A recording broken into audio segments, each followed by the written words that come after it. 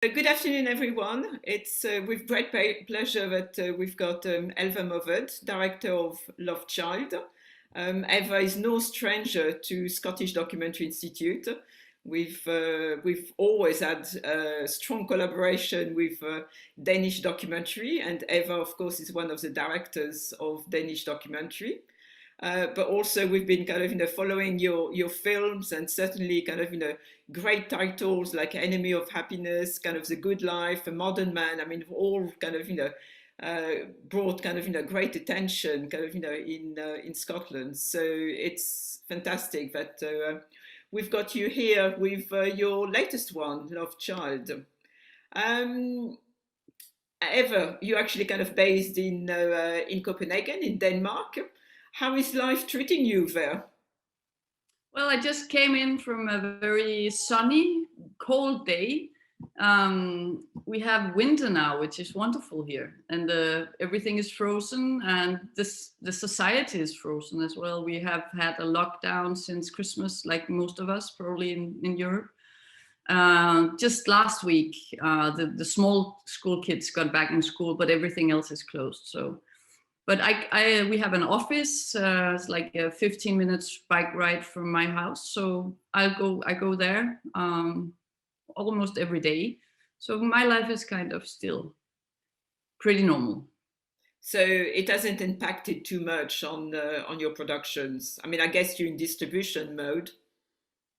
Yeah, I mean it's difficult to work with reality when reality is closed. So it's difficult to put new projects like fast. To take them ahead fast is difficult, but I'm working on small commercials right now, so some some things can still be done in 1 or 2 days, so I can still work. That sounds good. That's one way of surviving and keeping Yeah. sane also. So over the last kind of, well, whenever kind of, you've been around for kind of, a few decades now. Yeah. Um, Tell us a little bit about, I mean, how do you kind of tackle the different topics that you approach? I mean, how do you actually select the stories that you're going to work on? It's always difficult for me. I mean, some directors are very fast in choosing a topic. To me, I think I'm more into actually I have a form I like to work in, like cinema verite kind of style where you shoot scenes with real people. And I mean, I don't, my teacher at the Danish Film School, Arne Bro, that I think many of you know, has also said many times that there's not such a thing as a good story. There's only such a thing as a good story for a specific director, which means that in journalism, we talk about the good story. We also talk about that in documentary cinema. But his approach to it, I think I agree with, that a good story can be a good story, but you have to find a personal connection into what you work with. And you have to feel that you're probably the best one in the world to tell about this. And I guess that's not true, because many good directors could make good films in many of the places where good cinema is shot.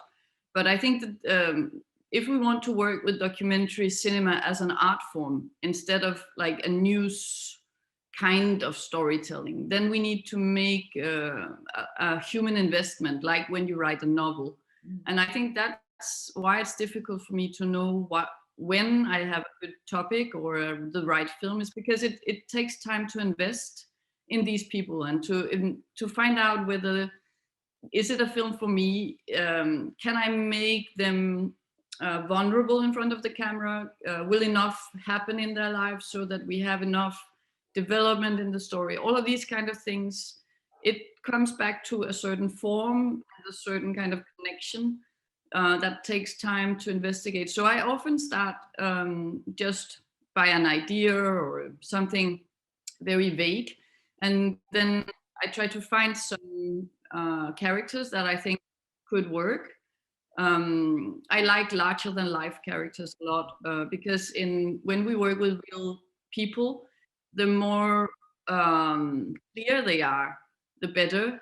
I mean, and many of those characters that work well on cinema, documentary cinema, they are maybe a little bit too much in reality, and that's something that is easier for me to work with if you have a very expressive character or a too much character. So that could also be a sign of something that would work. And then it's all about finding out if I can be in their life, and if what is there is deep and complex enough to unfold it. I often spent years shooting because I think it's important to get the material into a level of complexity where it's not only about one thing, but it's about a lot of things. So you can have like for example, The Good Life that I shot many years ago. It's basically a story from what you say in English, from rag to riches, or riches to rags. You say that way, right? So that's that kind of story. And you can do that story, but then you need to try and investigate why. It's a mother and a daughter, and they live together in Portugal. They're originally from Denmark, but they have lived in this expat environment all the time. I mean, they have not lived for a long time in Denmark. They're born in Portugal. They've been living there, and they've always been very rich, and they've always been hanging out with very rich people. But the problem is they inherited a lot of money, and the mother and the father, they never worked, any of them. So they lived out of the fortune that they inherited. And the daughter, when we meet the family, is 53 years old. And for the last 30 years, they have known that they cannot live from the fortune. They have lived it out. But I mean, in a normal story, you have character and problem, and then you follow how they solve the problem, and then in the end, you have a story in the film. But in my case, we have character and we have problem, but they don't do anything about the problem. So that's what the story is about. Finding out how to build a story where they are not going to solve their problem. But during the film, we will get to learn who they are in a deeper way, and maybe understand why they ended up in this terrible situation. So that's what I try to investigate in the beginning. Does it feel like there will be more layers to it, or will it just be like a man walks up the mountain and walks down again and then it's over? Because then you don't have enough material for a novel. Or I think we should, in my kind of dream of a documentary film, it should be so rich as a novel can be, so that there should be so many tracks and things that you could look for within the characters. You normally tend to work solo as not just as a director, but also kind of, a lot of the time you use a cinematographer on your projects. But in Love Child, you actually got co-directors with you. How does it work? What does it mean in this context? Well, it was the nature of the film. The film that we shot over 6 years in the outskirts of Istanbul. It's a film about a little family, mother, father, child. They're from Iran, and the mother and the father, they had an affair with each other in Iran, and out of that came a child. But they were not allowed to get divorced from their respective families. So at a certain point, they decide to flee from Iran, and they go to Turkey, and they start a new life together there with a 5-year-old child who does not know that his uncle who's traveling with him is his biological father. So it's kind of a family story, a love story, and a refugee story at the same time. It came about in the way that Sahand, who's the father of the family, he was also, I think it's very common in Iran, this thing that he is an English teacher in a public school, but to be employed by the Iranian government, you also need to do other things for them. So because he was speaking English quite well, he was sent out to the bazaar in Tehran to also chat up tourists and find out what they were in Tehran to do. So he came by incident to meet a Danish director called Morten, who he was in Tehran to do an artistic film. And they chatted and became kind of connected and stayed in touch. And when the family wanted to escape, they felt more secure if somebody would keep an eye on them, because in Iran, it's common that people just disappear and you don't know what happened to them. So the father also wanted to tell his story. So they contacted this Danish film guy called Morten, and he started to film with them for the first year.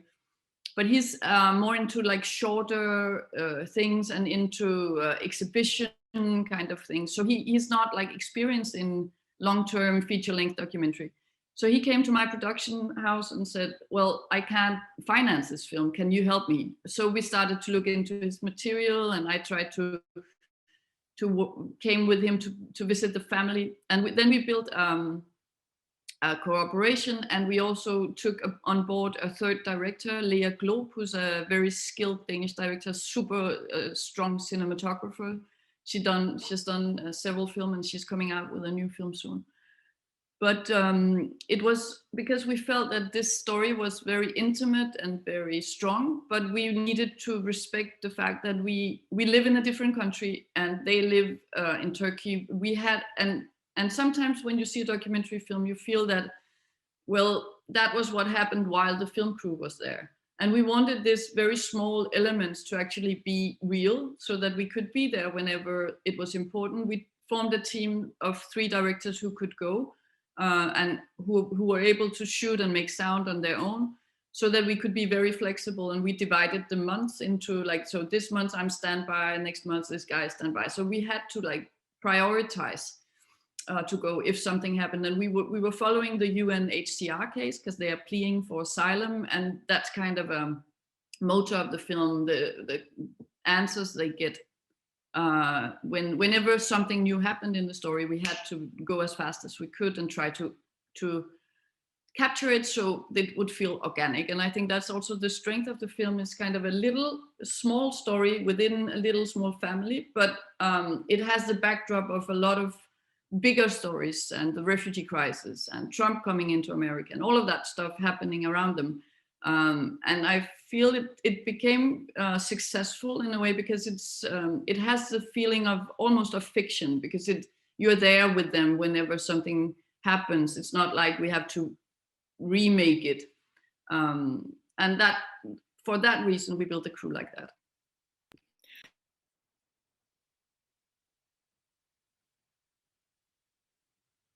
Sorry.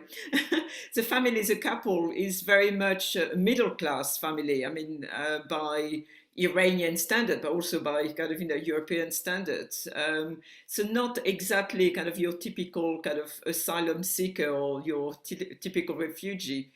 Were you ever kind of tempted to widen the story in order to incorporate more what is expected, our vision of a refugee?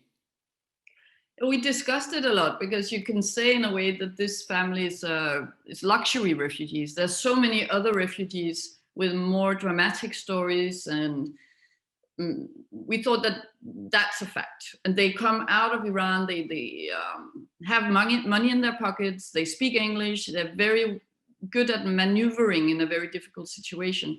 But then we started to think, well, maybe it's all right to make a story that's not about the most miserable ones.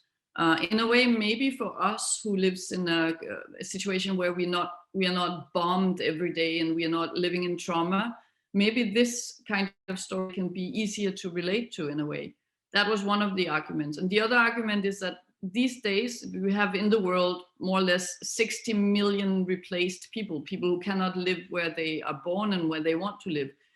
And a lot of these people have horrible lives, but a lot of these people also try to manage in a kind of a normal way.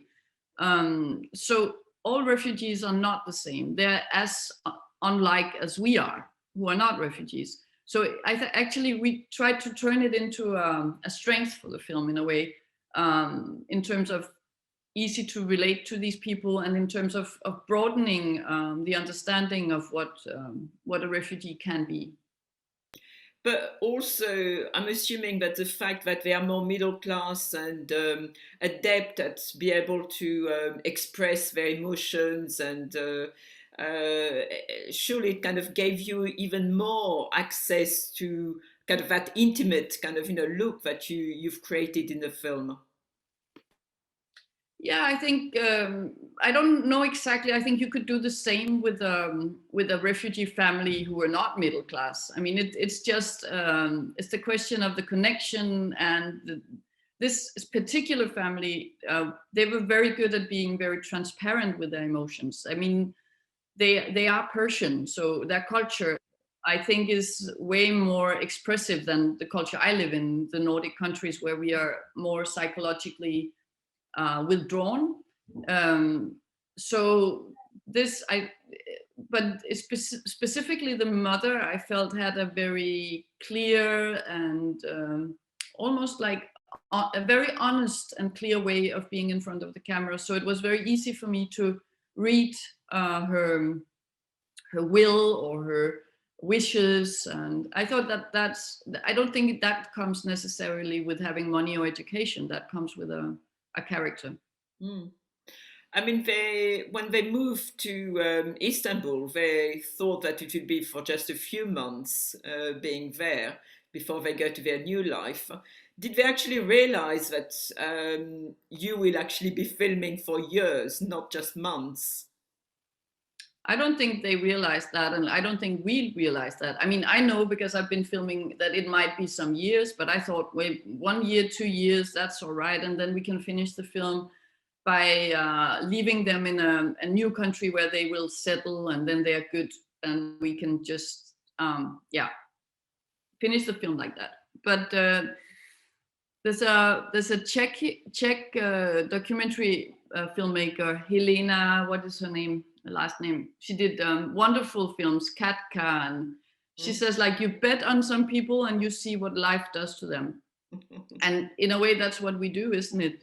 We kind of, when we start something, we need to follow it. And we talked about it many times. Can we end the story now? Can we end the story now? And it didn't feel right until, in a way, it feels right when you go back on shooting and the same things repeating itself all the time. Then you know that you're kind of done with the film, or that something has come to an end. And we had to wait those 6.5 years until the father got his final decision from the UNHCR. And in that way, we could end the story by saying, now they all accept it. It doesn't help them, though, in their wish to go to a different country, because there's no, I mean, you can get this quota refugee stamp that they got, but doesn't mean that you have the right to be resettled, especially not in the world like we live in today, where more and more countries has closed down on their resettlement programs. So it's difficult. They're still in Turkey. It's the only thing that keeps them in a normal situation is their job.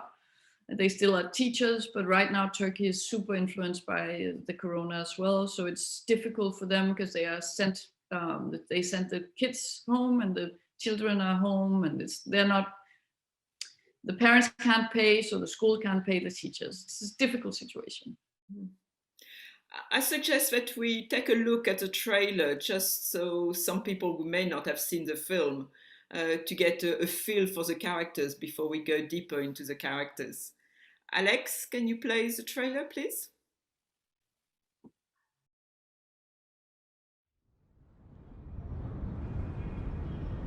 This is my last day at home. I'm not sure tomorrow I will be dead or alive.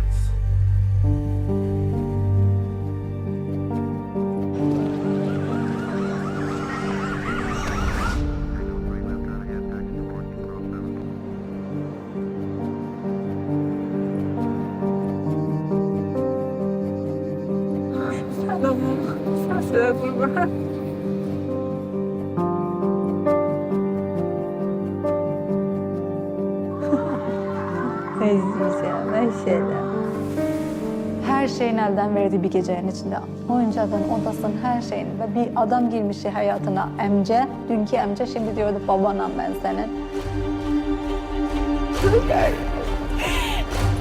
چرا نمیریم؟ نه باید بمونیم. جفتمون به خاطر مانی باید بمونیم.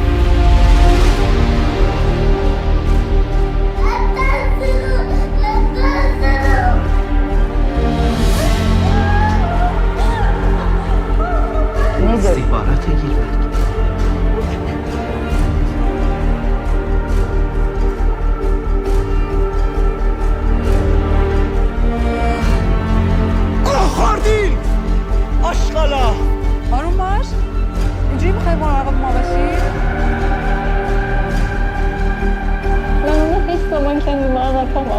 Anlatabilmeyeceğim.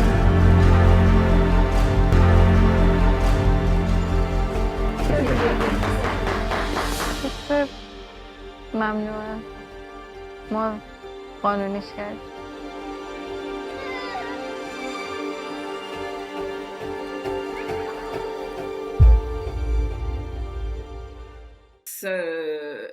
Such a rich film in drama. I mean, it's unbelievable. I mean, obviously, having shot kind of, over 5-6 years, you've got all those very dramatic moments. But I mean, the three of them together as a family are extraordinary. But all of them have their own kind of, individuality, which makes it kind of, fascinating. Let's talk about the little boy. I mean, tell us a little bit kind of, about what it's like. I mean, what are the boundaries kind of, working with a child which is in kind of, such vulnerable position? Well, I thought in the beginning it was a bit difficult with him because we couldn't speak the same language. So sometimes I know a child cannot say yes or no, but when you can talk to them, it's easier to feel how they feel. But in this case, he grew up slowly to speak English. So, and in a way, the camera was kind of part of his childhood. And I think for us, it was important to understand that the parents were actually cool and they were able to put their boundaries and they were not like allowing everything to happen. And in terms of that, it felt secure to just rely on their decisions on what was cool and what was not cool. But we know that they have certain times. I've been screening pieces and bits of the film to them over the years, and Mani, the kid, has reacted to it in different ways. And there's a very strong scene where he screams at his father and says, "You're not my father, and you took me here." And he's very angry because of he's been taken away from his secure home in Iran, and he reacts against the father. And when he saw it some years after, he felt ashamed that he reacted that way. But it was in the bigger context, he could see that it was a loving and warm portrait, and we were not trying to make him or his family look bad. Yeah, because more or less an hour, kind of, later in the film, you've got that very touching scene where Lila discovers she can go to America with money, but San can't. And it's actually the little boy who's saying, "No, you've promised me to be a family. We can't, we can't go without you." So, I mean, that just kind of counterbalances that anger to pure love and his inability to think of the future without him, really. So that must be kind of very rewarding, both for the family, but also as a filmmaker to be able to have, those two moments kind of, in one film.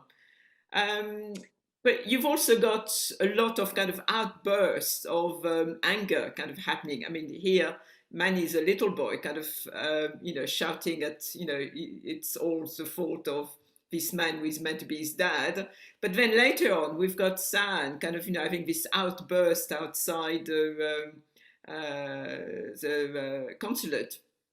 Oh no, outside the UC Center. About kind of, not being, well, his family not being recognized, him not having the rights to be part of that family. I mean, that's real threat. So those extraordinary kind of outbursts that you managed to capture are extremely intimate, and you really feel like you've kind of just stumbled on those moments. I mean, you can't plan them, can you?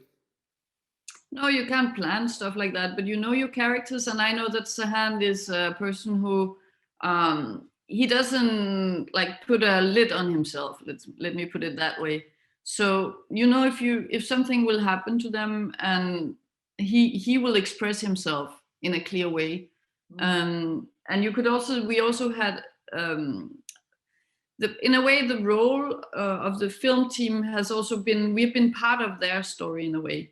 So in the beginning, more than in the end, they were more alone. They came to a new country. They didn't have many relatives around. They were missing their bigger family. I've been to, I think, every birthday almost of Mani ever since he was 6 years old. So in a way, we became, it's not like I was part of their life all the time at all, but we became part of somebody who kept an eye on them and had known them. And there was not that many people who had known them. Then later on, they were really good at establishing themselves, integrating into the Turkish society, establishing relationships with, as you see in the end of the film, that they have a group of people around them. But in the beginning, when we came to shoot with them, it was a little bit like, now they have somebody who can actually take all of their frustration. So they let a lot of that out on us. And sometimes in the beginning, the camera was rolling, but in the end, I had so many arguments and so much fighting and crying. And so I just said, okay, I'll just like go to them the first day and I don't need to shoot because I know that they will have to let this out before we can get to the other. So in a way, you find in this particular film, it wasn't difficult to find a role where you can get what you want and at the same time kind of build a rewarding relationship with the participants, because I think it's super important. If you want to stick around people's houses for 5 to 6 years, it has to be more fun that you're there than you're not there. And you have to make that kind of effort to understand what can your role be, because it's not like I'm just walking in the door and then I'm me and I'm always the same kind of person. That's not how it works. You need to find out what do they need and what can I give them that is true. So you will have to make them your film friend in a way. So it cannot be like you coming to them with a lot of issues about your own family and I'm arguing with my husband and whatever. That doesn't work. But you can come with a lot of experience from your own life that you can share with them that makes sense to them. And I always try to figure out, and many times it's not difficult, but sometimes it can be difficult to figure out how can my role make sense in this person's life. Especially, for example, with Charlie Siem, the violinist that I made a documentary about, who is a super handsome guy. He has his own fan group of people who love him and follow him around the world, and he has a family, wonderful family of a lot of sisters, and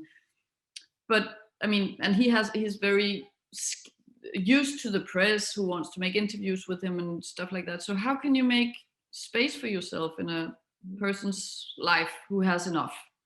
And that has been a challenge in a way, to find out how I could relevantly be part of his life. But I think that's what we need to do as documentary filmmakers, to make the exchange fair, because we need to give to get something out of them. And that giving has to be something that they can use.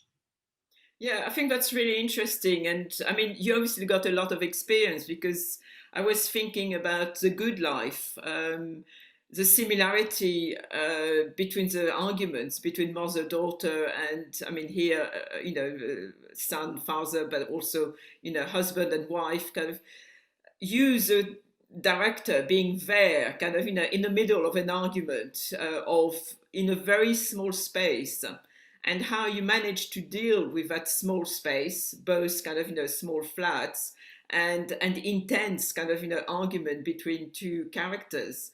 I mean, how much do you think about it? Kind of, I mean, obviously it doesn't happen just once, so you prepare yourself, but while you're there kind of filming it, I mean, do you get lost in terms of just grabbing the images, or do you actually kind of do some analysis at the same time, thinking, okay, what's the most dramatic shot that I need? Well, it's I think about, I need to be professional and make the best shots that I can in the situation. And I don't know, it's also, I think it's a question of maybe for you as a viewer, it can seem pretty dramatic to be part of somebody else's argument that you have only seen on a film. But I have seen many arguments and I've been part of many things. Most of the time I know what they will be mad at each other about, because I know their patterns in a way. So when you get that close to other people, it's of course also a question of a personal taste. And if you feel intimidated by other people's kind of vulnerability or anger, but in my point of view, it's if I can get that, I can get close to like the intensity we know from fiction, and that I like a lot, because we know that it's part of all of our lives anyway. I mean, we argue and we cry, and it's not, I don't feel that we, by capturing that we necessarily make people more vulnerable or laugh at them. I think it's maybe the other way around, that we feel more for them and we become more connected to them. So of course you need to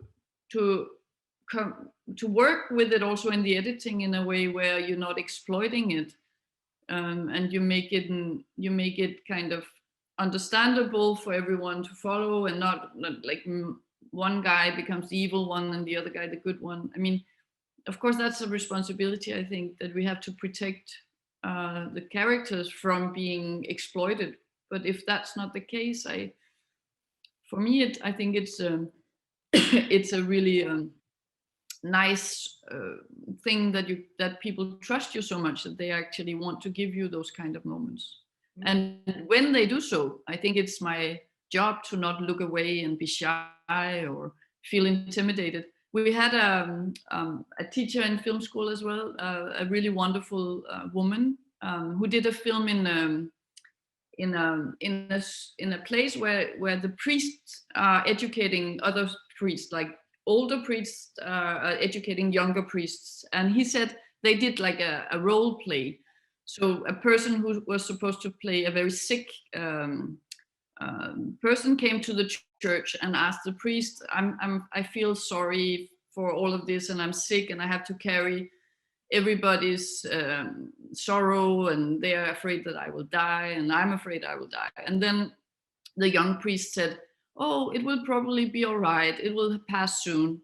And then they had a discussion about this conversation. Said to the older priest said to the young priest, you can't do this to a person who is sick. Maybe it's the only place he can go is to you, because you have to be able to take it in and understand and look him in the eye and say, I know it must be horrible. You're very afraid of being sick and dying. Of course it must be horrible. You need to be so big that you can actually be with him in his pain.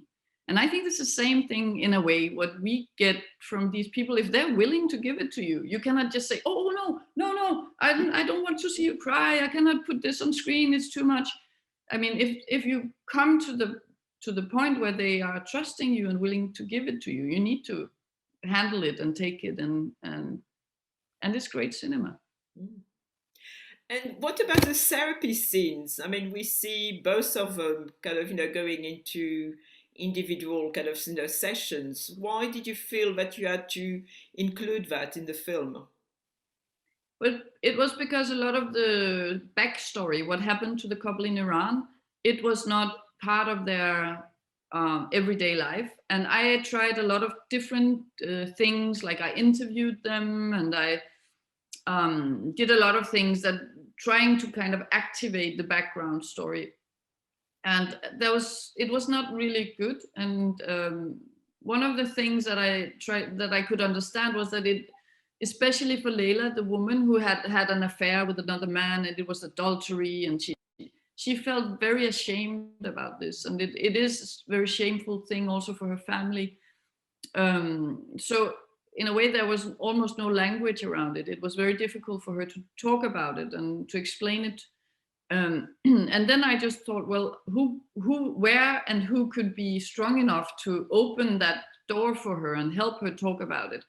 And I couldn't. So I had a local fixer who was like a journalist from Istanbul, and she found this place that was a place that gave free counseling to refugees. So it was a natural thing, and they had been into counseling before we filmed it. But we asked her if she would do this for the film. So it was actually us putting it on, but it was something that could have happened for them. And when we came to her office, I never met her before. I had this kind of fantasy about how a woman like her would look. And then was this like very attractive, almost like ex-model looking, super smart woman. I was like, wow. And then she was so good at talking to them and letting them feel secure in this space without any problems. Leila told wonderful things to her. And we just tried it, and I feel it really worked well, because it gave this kind of boring backstory, natural framework where we could edit a lot of the stuff that we needed to tell the audience so that they knew what the story was about, but without having to do it in a normal boring interview that didn't really work. And so I often try to find out what kind of things. It's not like it's fiction, but you can kind of help reality a bit so that it fits the form that you want it to fit. But also you give that space for the characters to be individuals, because yes, more often than not, I mean, during kind of, the length of the film, they're very much together, or at, all times just about. So that space felt like a special kind of individual space. yes, it was kind of, interesting and very different tone to the rest of the film. So yeah, that was interesting kind of layer, kind of, to the film. But I mean, you talked about the guilt kind of, felt by Lila. Another aspect that you developed really well in the film, it's the that sense, that lack of control that the characters have over their destiny, and that's such kind of I mean, we don't talk about it in terms of the refugees, because there are all the political kind of debate around it, but the human side of it is, they are out of control. At what stage in the making of the film did you start developing that I mean, exploring kind of that lack of control?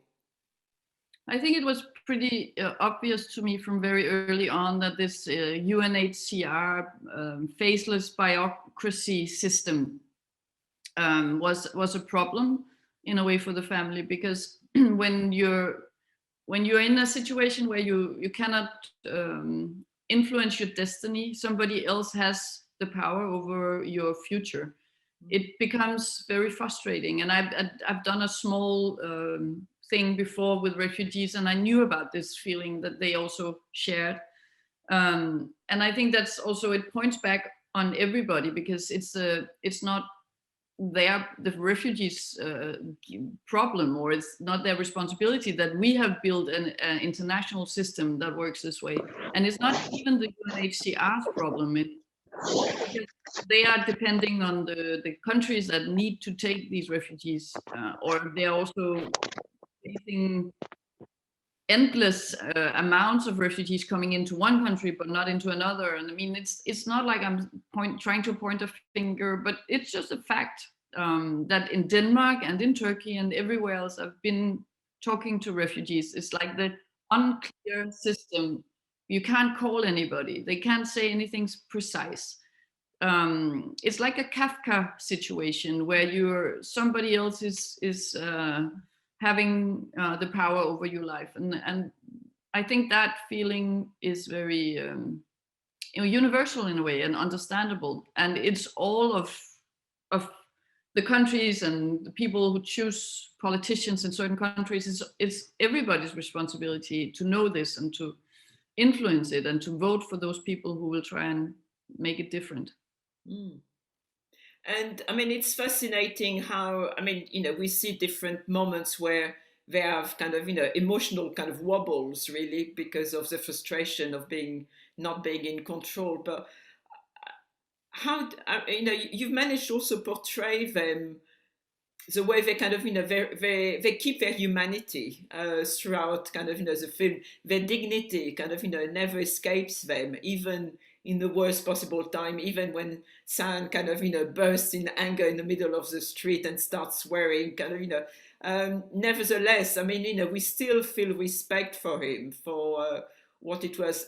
Were you kind of aware, I mean, probably during the editing, was that kind of a conscious decision to at all times to create that respectability in relation to them? Yes, I'm so lucky to work with a very skilled editor. I've worked with him for many years on many of the big films we've done together. It's always what the discussion, we discuss a lot. How does that make you feel? If he says this, does it make you feel that way? So it's I mean, it's not like we create the characters, but we kind of form them in the editing. And I think everybody who's working with documentary or with fiction knows that but it's even more in documentary because there is a character. But look at your own family, or at yourself, you have a lot of different sides to your personality. Sometimes you are like sweet and understanding, and other times so if you edit one side all the time to be present, and that's not fair. I mean, it has to be balanced, but I also think that we have to help people in a way, because to be put up there on screen, on television screen, on cinema screens around the world, it's so easy for the audience just to lean back and say, I would have done it differently. Well, it's very easy to judge other people while you haven't tried yourself. So I think we try to make them look as human and as clever as possible, because why not? Absolutely. So tell us a little bit about the process of editing. I mean, when did you start? When you've got a film which takes kind of 5 years kind of being filmed. Tell us about the editing. It was difficult because we had 3 different languages. They speak Farsi, they speak Turkish, and they speak a language that's called Azerbaijan language. That's kind of Turkish, but not Turkish. And I didn't understand any of those 3 languages. So we had a lot of editing going on. Fortunately, we have in Denmark a lot of nowadays more and more people coming from different backgrounds, also educated into the programs that we edit in. So we can actually find a skilled Farsi speaking editor. So we had a long process of actually just accessing the material, getting it edited and translated. But I think it's super cool to work with these native language speaking editors, because before we had like people who did not know anything about cinema to sit with us, and we translated the material. But now I can just ask this person, okay, this scene is the most important thing in this scene, and I tell what I want from the material, and then that person can edit it and just text a smaller amount of the material. So we had a process that was happening all the way throughout the shootings, and then we tried to pre-edit something, and then we had my main editor. We sat for I think 3.5 months, and we edited the film maybe 4 months altogether. That's pretty quick. Yeah, he's very skilled. He does a lot of fiction films as well, and he's one of those guys who just know what is good and what's not. So I'm always super happy when we're in the editing together, because I know that he's very, very critical in the beginning, like saying, I told him, it's a love story. We have to find a love story. But they have each other from the beginning. How can it be a love story? And then he's like, he asked me all of these. It's about staying together. But I think he's doing it for a good reason, because he's trying to test all of your presumptions. I mean, I've been working on this film for many years when he's invited into the editing room. So it's good to get that kind of push and to actually build on the right things and not on what you thought was there. So that's always challenging and interesting. It's like we are writing the book together. I mean, the structure is fairly straightforward in the sense that, you're following the linear story. Did you explore kind of, breaking with that linear story, or did you think about a different way of editing? Yeah, but we felt that we tried different things. And it's always the most difficult thing is also always to open a film. I mean, it's easier to find an end than it is to find a beginning. So we were actually working a lot on that. We could have opened the film with a lot of different things. It was pretty clear to us that the kind of the motor of the film, that the driver of the film was the UNHCR case. Mm-hmm. Because that was when new things happened to them and they had to react and they had to go to places or defend themselves. So that was kind of the plot. And then we had a lot of the emotional layers under that. And one of the things that we were working with a lot was how to put in those therapy sessions and how to, because that, we tried in the beginning to emphasize more than it was that now in the film it's not super clear when that was shot, but we had a certain time for it and tried to make it come from the end when they knew it all. But that was too much. I mean, I think in fiction you can work more with these kind of things because you have control, but in documentary it's like, as long as you make it understandable and work, and emotionally it has to work and give you a strong impact, then you cannot, it can be difficult to play with everything at the same time. So it was too complicated to have different times running throughout the film. But I think it works this way. But you also had a child growing up, so you couldn't really jump kind of, in different places. No, but you could have started with the end in a way. The grown-up child that looks back on his, you could have done a lot of things around time if you wanted that. Mm-hmm. But still, you're right. Mm-hmm. Absolutely. So we've got a few questions coming in. Alex, do you want to take us through the questions? And anyone else who's got more questions, you can either type them or ask them directly to Eva.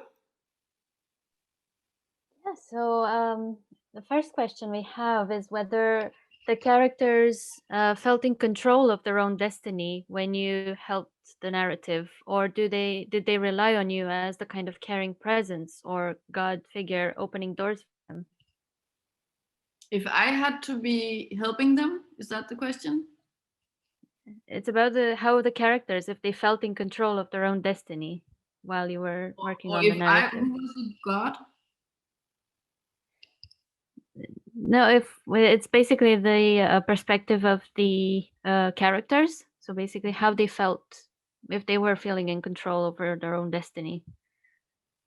No, they were not. It's a problem for them because they are pretty action kind of people. They know how to handle things, and I think all refugees who send in their case to the UNHCR, they feel super left alone and in deep.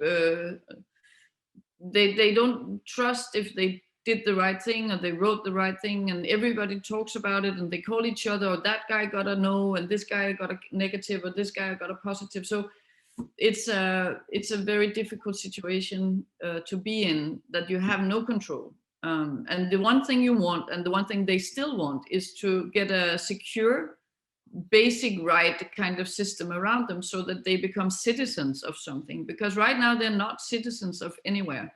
Of Iran, yes, but they can't live there. So all of the stuff that we take for granted, maybe like you can go to the police or you can vote or you can go to the hospital, they have to fight for those rights and they can be taken away from them.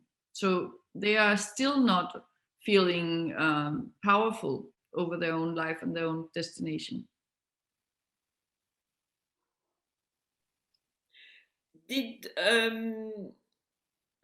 I mean, because it was kind of Sam who kind of called on Morton, the filmmaker, first, kind of, did they feel that the film actually would help them or would protect them? Or did you think that actually it could be the opposite? It could put their lives even more in danger? I think they have felt both things, but mostly they feel that we have helped them, we have been around them. We have had, when the film opened in the fall of 19, it was in Canada. Leila had still not told her family that her child Mani was a bastard child, born out of wedlock. So that was difficult for her, that the world should be able to see the film before her family knew all of this. But now the film hasn't been screened in Iran, and now she has told them. So, and she was of course afraid of the impact it could have on her relatives in Iran. They're still afraid as well in Turkey that something can happen to them, because there's also a big political story that was part of the film for a long time that we have not been able to tell because it was too complex and not told in scenes, like our style. It was more maybe an investigating kind of story that was part, we tried to put it in, but it didn't really work. And that part of the film, they are still struggling with that part of the film, and that is like a thing that where they're afraid that the UNHCR they feel was infiltrated by spies from the Iranian Secret Service, and that can be very dangerous to them if that's true. I was working with a young Syrian filmmaker about a film about a father who left Syria, but he was one of kind of the top generals in the Syrian army. And I didn't realize at the time that basically people who collaborated with the repressive regime kind of did not have the same status as refugees. Which is a real problem. But I'm assuming that Saan kind of, must have fallen in that category also because, he was an informer and therefore, collaborated with the repressive regime of Iran. Did you find kind of difficult kind of, somehow negotiating that in the story, in the film?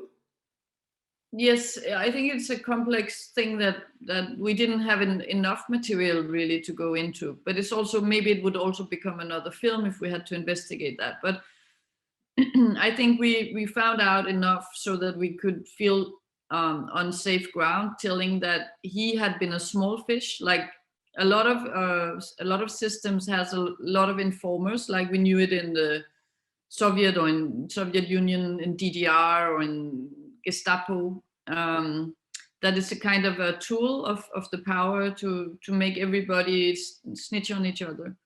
And it was very clear for us that he was not doing so out of his own wish, but because that was what he needed to do to survive in this system. But one of his problems was that if he had snitched on someone who had actually got into trouble and been like tortured or anything like that, he would not fall under the protection of the UNHCR. So that's also why it took the UNHCR so long to figure out whether they could actually accept him or not. And that's fair in a way, because his story is complex. Yeah. Sorry, Alex. Shall we go back to the questions? Of course. We have a question about the crew. So how many people were in the crew filming, and also what kind of camera did you use, and what means for taking the sound, capturing the sound? What, sorry, the last thing? And how did you capture the sound as well? The sound, okay. Most of the time it was the crew of one person doing sound and image. We used most of the time a Canon 300 camera, and we have on top of the camera you have a mic that's like a Sennheiser 316 whatever 14, and then we have micro ports, radio mics, 2 of them, so you can put on 2 people, or you can have one sound thing on your camera and one mic that is on a person. And sometimes we were 2 people going there if we wanted to create something with a bit more, we felt that it was a bit bigger thing we would do. So then we sometimes had the the kind of space to use special lenses for the camera. That is difficult if you're only one person. And in the end, the last 3 years when we filmed, I found a really skilled Turkish cinematographer that I worked with. So she and I could go to, she was local and she could go sometimes alone and I could go and work. So the last 3 years was only me. In the other directors did something else. So I was the one finishing the shootings with the local DOP. So that was kind of the crew. And yeah, that was the questions. Yes, thank you. We have another question about how long you spent with the family to build up trust before you felt that you could use the camera on their lives, to film their lives. How did you work at developing that trust? Well, this particular family did not have any trust issues. And I came into the process of filming 1 year after they started filming with the first director, who was the co-director of the film, Morten. So the trust was really there, but we needed to check if the trust could be translated from him to me, and then again from me to a third director. And I think that that would not be possible in all environments, but especially with this family.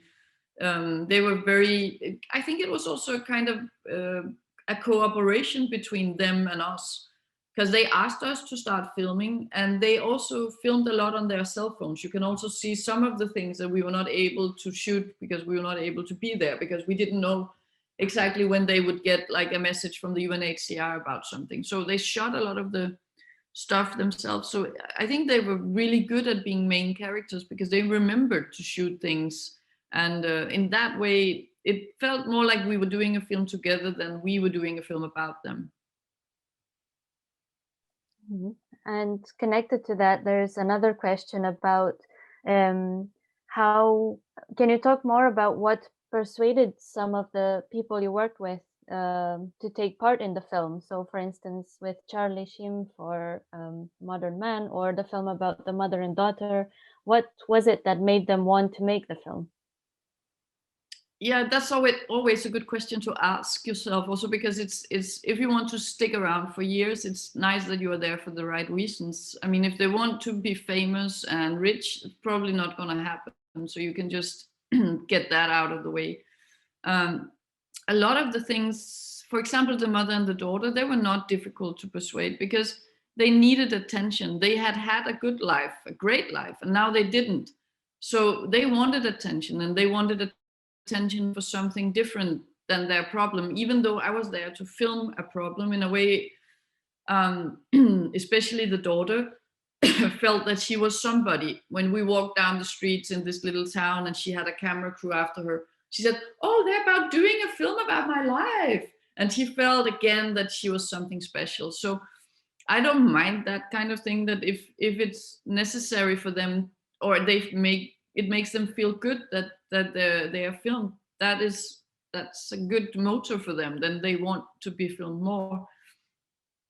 Charlie was a different story because he was reluctant. He's from a super upper class background, and for good reasons he's reluctant to open to that kind of thing. And it's unpleasant in a way, and it's not a value in that environment to be vulnerable publicly.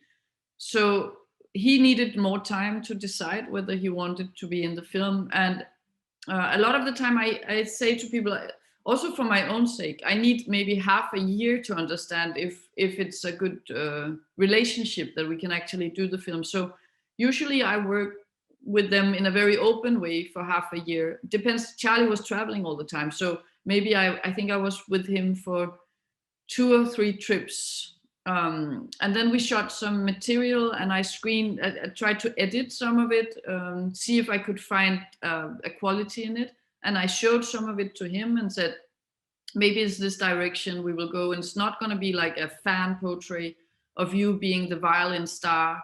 It's going to be more an existential search into how to be happy and how to be fulfilled and all of that stuff. And then with him, it was specifically difficult because he also is a lot in control. That's part of his job, to control every detail of what he does and how he plays.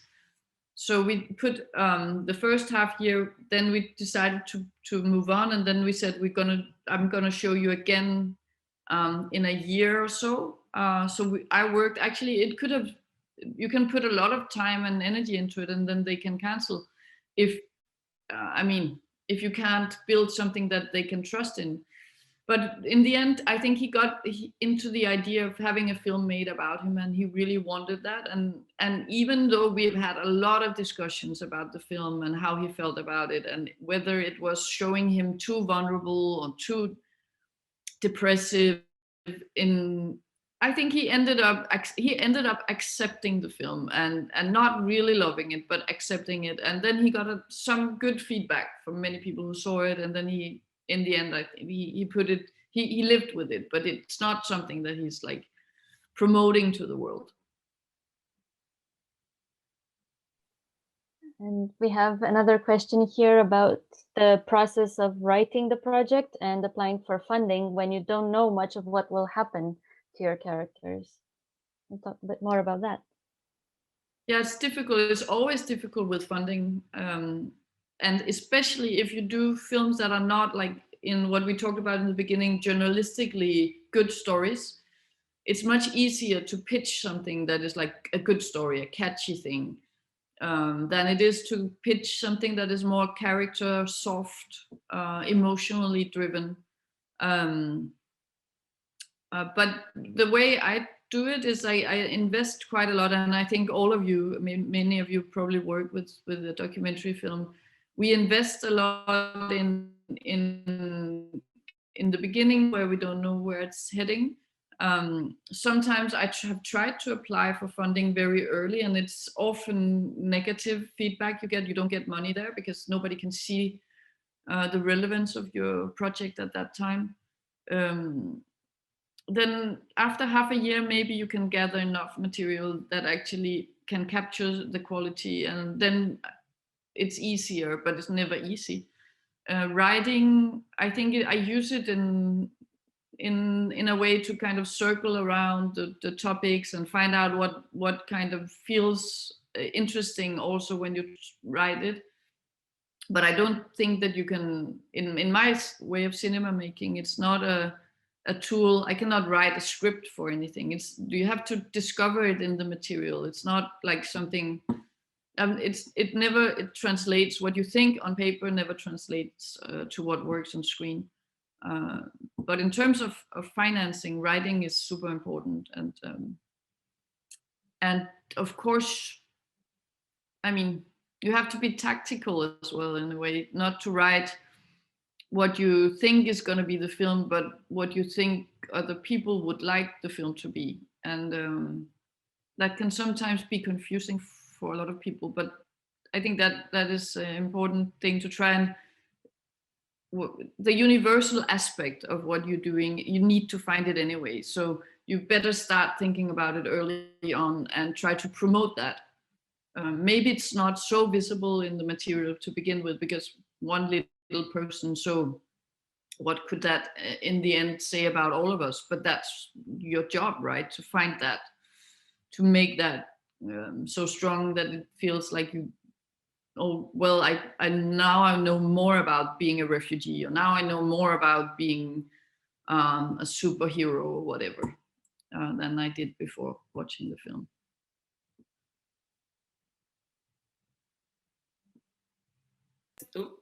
I guess in terms of distribution, the film came out in UK last month. It was released last month.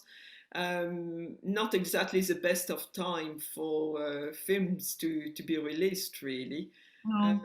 What kind of impact do you think the film has had so far? I guess we've had a lot of festival distribution, but in this online world, we had half a year where it was screening in many places. And I mean, what kind of impact can we have with documentaries? We never know what it means if it means anything. But I guess it means something that it's been picked up in many places. And unfortunately, it was not screened in cinemas because you closed down your cinemas just before we opened there. But it has had a lot of press in England around that. So I think cinema distribution anyway makes more press than just screening your film on television. It's been screened in America on POV, public television station in America, and it's been sold to many countries. So we're just discussing with BBC England and BBC Persian. Maybe they will take it. So I think this is with these films. It's not like a big splash. It's rarely that with documentary films anyway. But it's a long tail kind of thing that maybe it will resonate and people will see it and it will screen somewhere, or you will get it on a streaming service or whatever. And I guess this is very banal, but it's a human story about people that you can relate to. And I think it's relevant in the time where a lot of refugee stories are about figures and numbers, or in my country, right-wing people trying to make these people look super bad and like people you cannot relate to. So it's just a little voice in the big discussion, but an important one maybe. Well, very important, I would say, because I mean that's such a lovely family. I mean, it could be the family next door to any of us, and we completely fall in love with them. I mean, it's lovely to see the Turkish families kind of surrounding him, becoming the grandparents aspect kind of to their family. It really shows, because I mean we're very aware that in Turkey, I think, especially since kind of Syrian kind of refugees kind of came into Turkey. I mean, there's such large number of refugees that it is hard for people not to become resentful. So to see local people kind of going beyond kind of the headlines that they will have in Turkish newspapers, to be able to love that family. That's a great experience that we too experience through the film. So it should kind of have that human impact that we look for, really. Were you able in Denmark to show it in cinemas? Did you or not at all? We had we had two screenings with just in the local cinemas here for us, and we haven't had any cinema distribution here. Mm-hmm. And I mean, in the past, you've always been fantastic at having your characters traveling with the film, which is a great opportunity for them to say what they've got to say. But of course, in this context of COVID, that has not been possible, I'm assuming. No, but we tried, because we opened half a year before the world closed down. So we had half a year of touring. And actually, we wanted to bring the family to Canada, because Canada was the first priority country they had. And we thought, well, we cannot give them anything else, but we can make them see Canada. So we tried to get this wonderful festival, TIFF, they invited them, they wrote the letters, they did all the paperwork that's necessary. But of course, it's difficult when you're a refugee. A lot of countries, they are afraid that you will stay, because Canada is a dream destination for many refugees. So if you're there, why wouldn't you just stay there and not go back? That's one problem. The other problem that we faced is that Turkey will not let refugees travel. So you cannot, I mean, even if we got Canada to allow them to come in, Turkey would not allow them to go out. And if they went out, they would not be allowed to come back. And that comes back to that Turkey has signed with Europe, and they're paid a lot of money to secure that refugees stays there and they're not getting into Europe. So again, even when you've been part of a documentary film that makes it to one of the greatest festivals in the world in your dreamland destination country, then you can't get there. You can't be part of it. And they haven't been part of any of our screenings, which is horrible. Yeah. Because when will they have a documentary film made about them again? Never, probably. Mm-hmm. Absolutely. Yeah. Great. I think we've got a couple of more questions coming in. Yes, we have a question about the budget. If you can give us an idea about the budget.